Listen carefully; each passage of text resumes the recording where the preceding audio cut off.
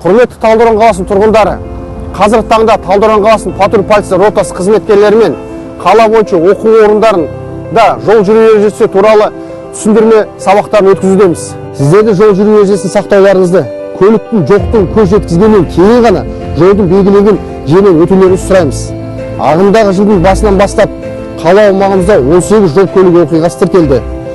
Соның салдарынан бір азамат қаза тапты, және де 35 адам әртүрлі дене жарақаттарын алып қалды. Оның ішінде 14-і кәмелетке толмаған балалар. Осыған орай өздеріңізге және жақындарыңызға қамқорлық жасаңыздар.